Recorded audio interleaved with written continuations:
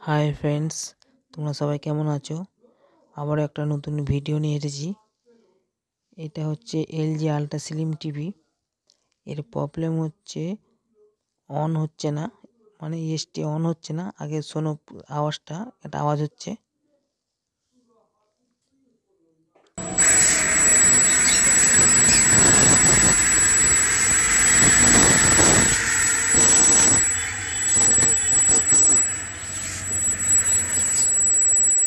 আওয়াজটা শুনলে চিঁচি করে আওয়াজ হচ্ছে।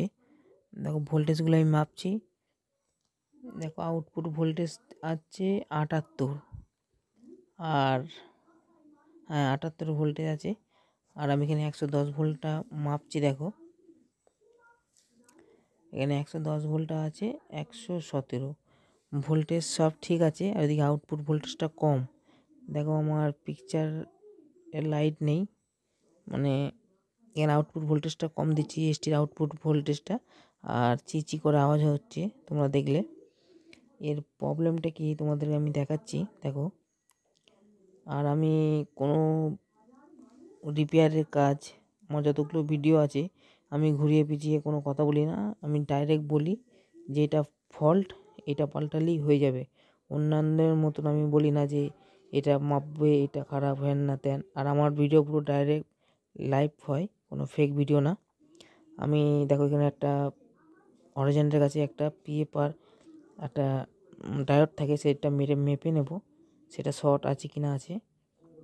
দেখো এখানে শর্ট দেখাচ্ছে 6 ohms। ওইখানে পিএফ কিংবা ডায়োড খারাপ থাকলে এটা হয়, এই রোগটা। আমি তার আগে ইয়কটা খুলে নেব। ইয়কের জন্য ওটা ওমসটা শর্ট দেখাতে পারে। দেখে নেবো আগে খুলে। এখানে আমরা মাপবো। দেখো এই শর্ট দেখাচ্ছে 6 ohms শর্ট দেখাচ্ছে। আমি এখানে ডায়োডটা খুলে নেব। আর আমি আমার ভিডিওতে যে ফল্ট হয় আমি সেটাই আমি ডাইরেক্ট বলি আপনাদেরকে, যে এই ফল্টের জন্য এটা হয়েছে। ঘুরিয়ে পিছিয়ে কথা আমি বলি না, পছন্দও করি না। ওই জন্য যেটা রোগ সেটাই আমি বলছি। আর আপনাদের যদি এরকম কোনো ফল্ট হয়ে থাকে, এরকম বেশিরভাগ এটা আলট্রা স্লিম টিভিতেই হয়। এই যে ডায়োডটা দেখো, এই ডায়োডটার নাম্বার হচ্ছে RU40, মানে 4 অ্যাম্পিয়ারের ডায়োড RU40। এই ডায়োডটা খারাপ হয়েছে, মানে শর্ট হয়ে গেছে, এই জন্যে এটা চিঁচি করে আওয়াজ হচ্ছে আর আউটপুট ভোল্টেজটা দিচ্ছে না।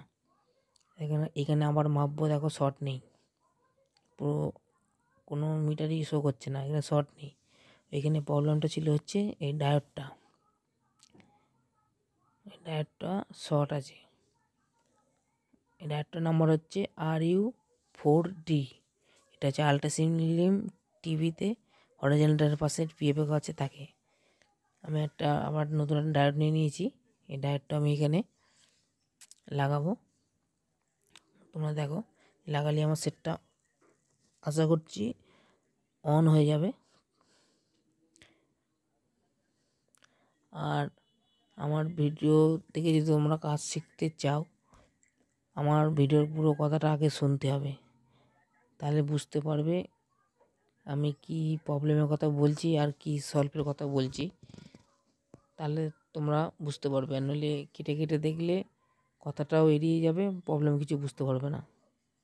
আগে আমার কথাটা শোনো মনোযোগ দিয়ে, তাহলে কাজ শিখতে পারবে, আর না হলে কিছু শিখতে পারবে না। চলো এবার আমি লাগিয়ে নিয়েছি। এবার আমি এই ডায়োডটা ঝাল দিয়ে নেব।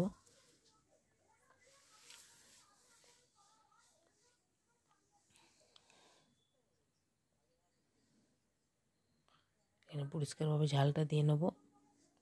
আর তোমরা যখন কাজ করবে পরিষ্কার কাজ করবে। আমি প্রতি ভিডিওতেই বলি পরিষ্কার কাজ করলে বেশি একটা ভুগতে হবে না ইলেকট্রনিক্স। আর গোজাতালি কাজ করলে কিন্তু ভুগতে হবে, এটা মাথায় রাখবেন। ওই জন্য পরিষ্কার কাজ করার চেষ্টা করবেন সবসময়। আর পরিষ্কার কাজ হলে পারফেক্ট কাজ হবে। গোজাতালি কাজ হলে পারফেক্ট হবে না, বারবার ভুগতে হবে আপনাদেরকে। এবার হয়ে গেলে আমি একটু থিনার দিয়ে পরিষ্কার করে নেবো।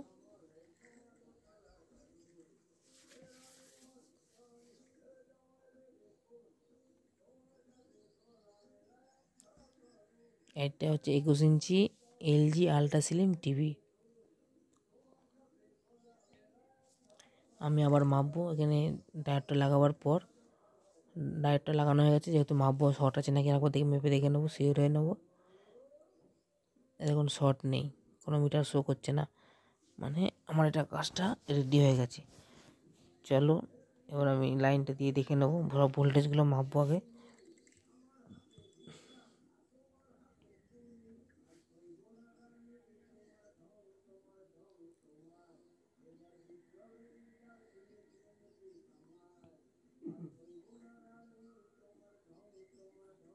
টিভিটা একটুখানি ঘুরিয়ে নিচ্ছি যাতে দেখি সামনে যে আয়নাটা আছে আমি ছবিটা দেখতে পাবো।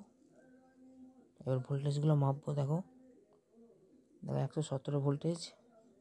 আউটপুট ভোল্টেজ দেখি 90 দেখাচ্ছে। কেন 90 হবে?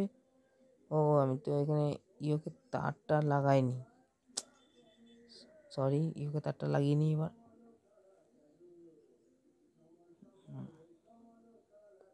ইউকে তারটা তখন খুলেছিলাম, লাগানো হয়নি। এবার দেখি লাইন দিয়ে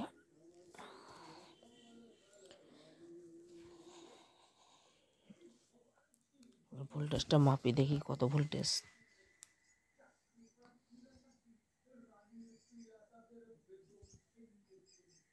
ভোল্টেজ বেড়ে গেছে 185 ভোল্টেজ আউটপুট ভোল্টেজ। আমার সেটটা রেডি। পিকচারের ছবিও এসে গেছে। এবার আমি অফ করে নিয়ে এবার এটা আগে ফিটিং করে নিয়ে আপনাদেরকে দেখাচ্ছি। আমি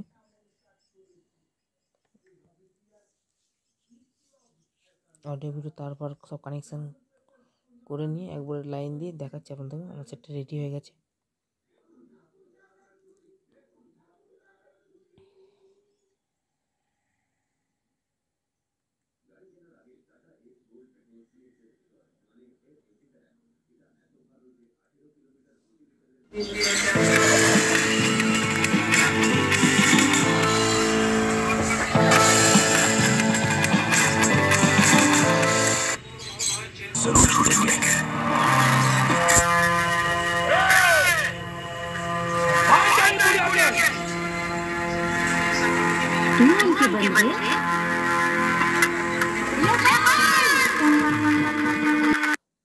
দেখুন আমার সেটটা রেডি হয়ে গেছে। আর কোন পাশটা খারাপ হয়েছে আমি এটা দেখাচ্ছি। ওই দেখুন যে ওই ডায়োডটা খারাপ ছিল, RU4D ডায়োড। আর আমার ভিডিওটা ভালো লাগলে লাইক এবং সাবস্ক্রাইব করবেন। ধন্যবাদ। পুরো ভিডিওটা দেখুন।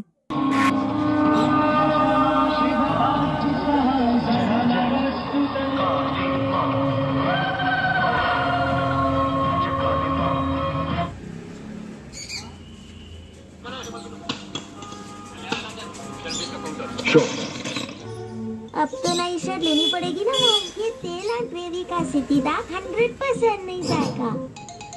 चौंक गए बेटा।